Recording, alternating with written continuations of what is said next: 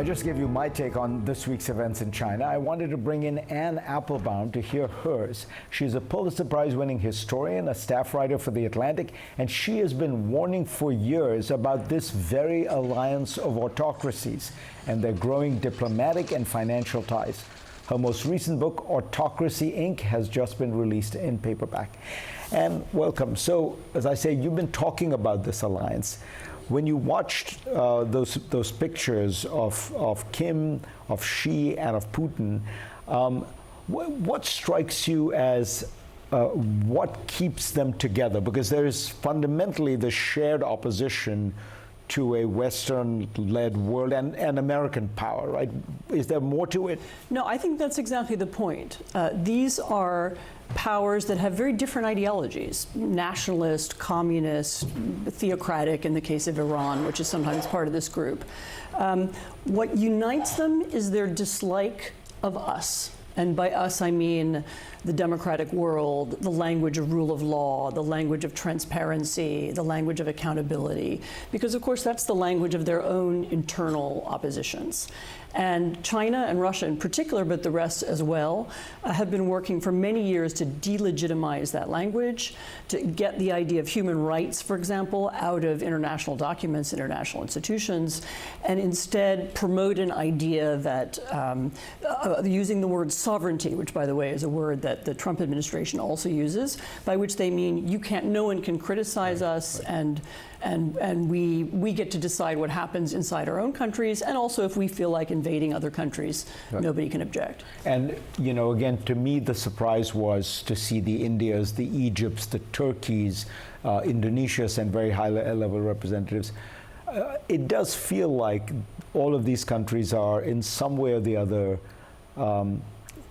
dismayed by America and what they had thought of was a reliable America has gone. So America was a predictable power. It stood for long-term investment. It stood for a set of rules and institutions, which if you liked them or didn't like them, at least they were predictable. And now the United States is seen as unpredictable. And the president is whimsical. He might change his mind at any minute. It's very dangerous to go and see him in the Oval Office because he might attack you. I know of foreign leaders who've avoided going for that reason. And so the idea that if you want stability and you want security, then it looks to a lot of countries that are not necessarily autocracies themselves. It looks like maybe you need a good relationship with Russia and China. And it's also a form of hedging. You know, if the United States falls through, well, then we're going to need some other friends. Right. And you talk about the way I see it is there's this geopolitical balancing against American power, but there's also an ideological balancing against democracy, the rule of law, and things like that. Do you think are we returning to almost a Cold War-like situation where there are countries now that are increasingly standing in opposition to liberal democratic values, international rules of law, things like that? Yes, although it's even more tricky than the Cold War because the opponents of liberal democracy are also inside liberal democracies. And there's a clear alignment between the German far right, the American far right, the British far right, and sometimes with Russians and with others in the autocratic world. And they are also seeking to undermine liberal democracy. So it's not as straightforward. It's not like there's one block of Democrats versus one block of autocrats. It's actually a more complicated picture. And the right-wing populists in one country support those in others. So I look at Trump, and what is his anger with South Africa? It's about the treatment of white farmers. Or you look at what he's doing in Poland, where he's reaching in and celebrating and feting the president of Poland, who is a titular figure, doesn't have that much political power, because he's a right-wing ally, right? Yeah, but you can see that in other countries as well. I mean, there's favoritism shown to Nigel Farage. favoritism shown to the AFD. That's more by J.D. Bolsonaro Vance. in Brazil, right? Well, Bolsonaro in Brazil is actually almost an extreme case because you have the U.S. actually sanctioning Brazil because Brazil has its own political system and its own rule of law, and it's punished its equivalent of January the 6th, an uprising to overthrow the election.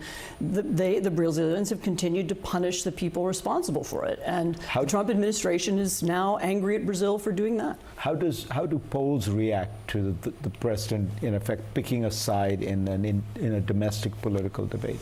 I mean, it would depend which side of the political spectrum you're on. I mean, I think that's true in almost every country. You know, that the effect of a U.S. intervention in a democratic country is really further polarization because it makes, you know, it just divides people more deeply.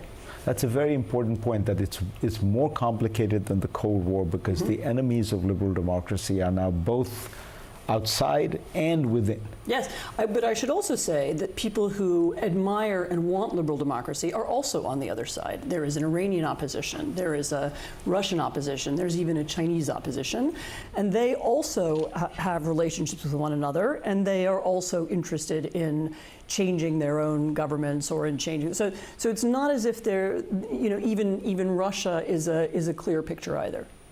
That's a nice uplifting note to end on, Anne Applebaum. Thank you so much. The book, Autocracy Inc., is in paperback. As with everything you write, it's fantastic.